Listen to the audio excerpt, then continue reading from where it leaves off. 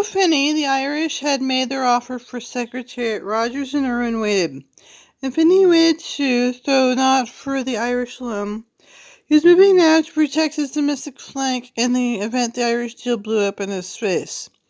After speaking to Penny for the Irish, Penny then contacted a prominent horseman in Florida whose name would certainly appear. Seth's list of potential syndicate members. So Finney asked his source to advise him. Then he offered to share what the terms of the contract were. If he did get the whole of secretariat for his European clients, Finney wanted to get part of him for his American clients. So Seth and Penny waited together, their deals unknown to each other, while Penny canvassed the members of the family. About 9:30 on Wednesday evening, unknown to Finney, she called Seth as he waited the house and read the racing form and wondered what happened to her. "All right," she told Seth, "we're ready to start." "Yes, ma'am." On Friday morning, he decided he would embark on the job before him. His first major job as president of Claiborne Farm Incorporated. Seth was born on July 22, 1949, about 5 months before his father arranged to purchase Nasrullah from an Irishman. He had just turned 23 when Bill died. In fact, he was still doing his novitiate when he was forced to the void created by his father's death. But Bill didn't leave the farm in Seth's hand alone.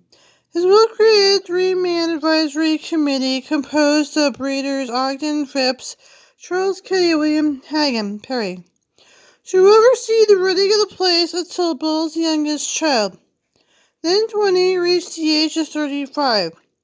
Seth became the president, his powers of decision were limited.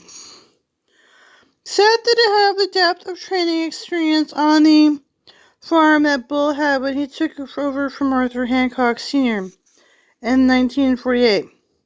By then, Bill, already nearing 40, he had years to learn the business of breeding horses from his father. Seth acquired most of his experience during the summers at the farm, spending time with the yearlings, the brood mares between years spent at Woodbury Forest Prep School in Virginia, where Bill had studied, and later the University of South in Tennessee, University of Kentucky. Graduated in architecture in 1971, acknowledged about the quality of hay and cattle. His passion was not for hay and cattle, however, but for horses, the racehorses in the farm. Through his years in college, he was a voracious reader of racing publications with a steady diet, the Daily Race Form, the Thoroughbred Record, the Blood Horse. He wanted to work at Claiborne Farm to learn that the business of his father had learned it. After the army, he came to work for his father. Probably in February 1972, they had Seth's training program all worked out. First he worked 6 months with the brood mares, then he would work 6 months with the yearlings.